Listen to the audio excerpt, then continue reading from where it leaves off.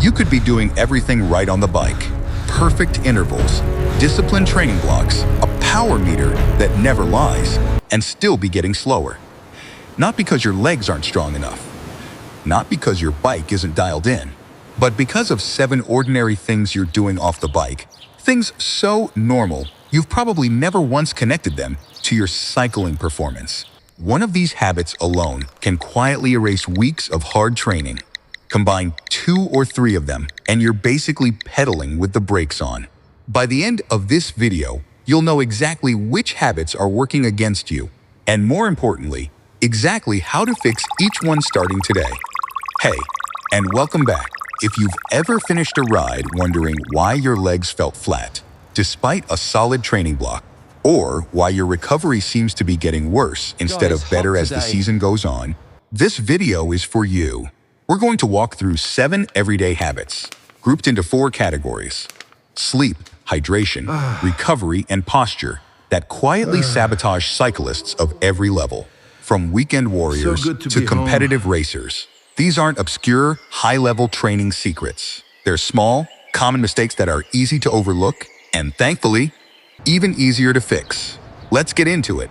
Let's start with the habit that affects everything else on this list: sleep. Habit number 1 is an inconsistent sleep schedule. Going to bed at 10 p.m. on Monday and 1 a.m. on Friday might not feel like a big deal, but your body doesn't see it that way. Sleep researchers consistently point to sleep regularity, not just total hours, as one of the strongest predictors of recovery and next-day performance. When your sleep timing bounces around, your body never fully settles into the deep, restorative stages of sleep, where muscle repair and glycogen replenishment actually happen. For a cyclist, that means every ride starts from a deficit, even if you technically got 7 or 8 hours. The fix is simpler than you'd think. Pick a bedtime window and a wake-up window, and stick to both within about 30 minutes, even on rest days. Your body thrives on rhythm, and a consistent schedule will do more for your legs than an extra hour of sleep on a random Tuesday. Habit number 2 is scrolling your phone right before bed. Blue light exposure late at night suppresses melatonin production, the hormone your body needs to signal that it's time to wind down. But it's not just the light, it's the mental stimulation. Checking your ride stats, replying to messages, or watching one more video keeps your brain in an alert state exactly when it should be downshifting. The solution: build a 15 to 20 minute wind down buffer with no screens. Read, stretch, or just lie in a dim room. It sounds small, but cyclists who make this one change often report falling asleep faster and waking up feeling noticeably more recovered.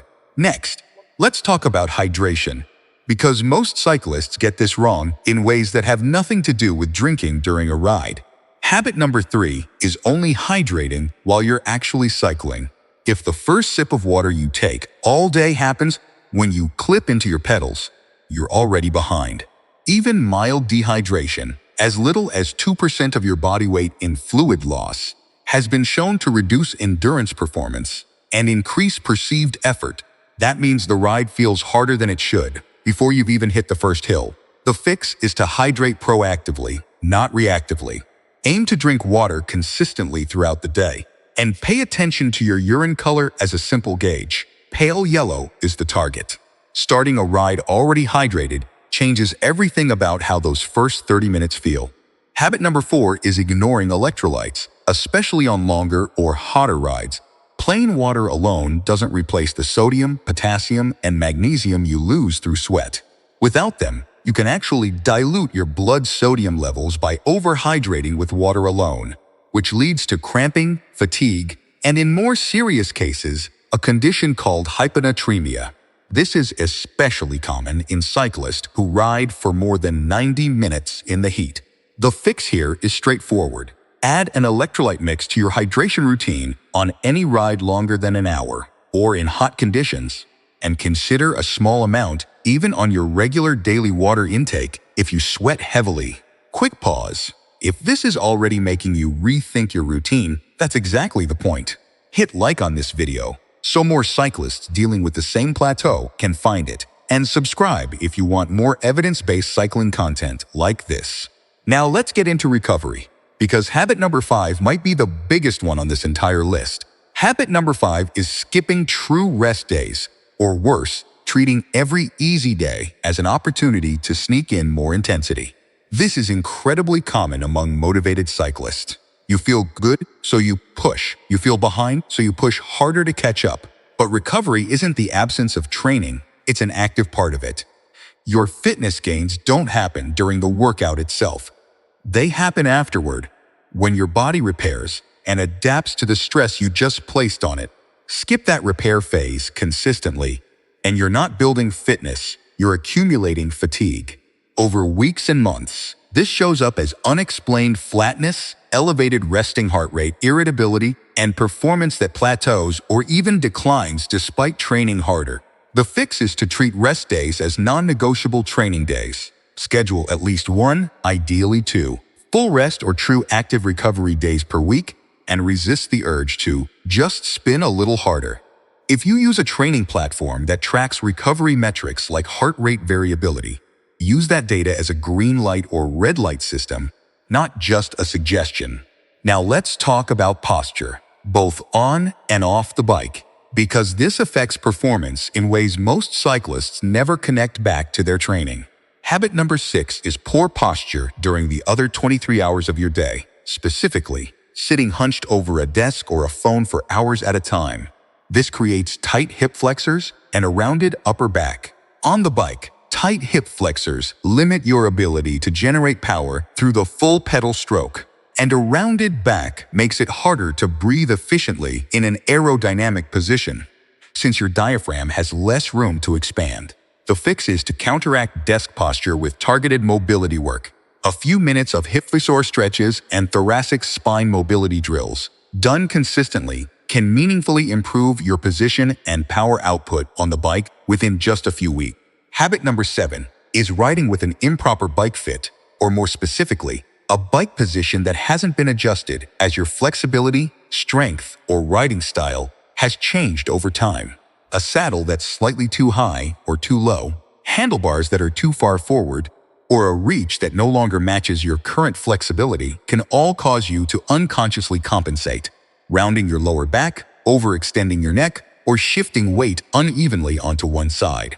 Over time, this doesn't just cost you watts. It can lead to nagging knee, hip, or lower back pain that runners often blame on getting older when it's really a fit issue.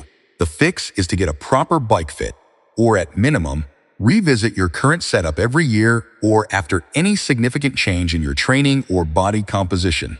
Small adjustments, sometimes just a few millimeters, can restore both comfort and power. So here's the truth. None of these 7 habits are dramatic on their own. Missing one good night's sleep, forgetting your electrolytes on one ride, skipping one rest day, none of that will ruin your progress. The problem is when these become your default pattern week after week, month after month.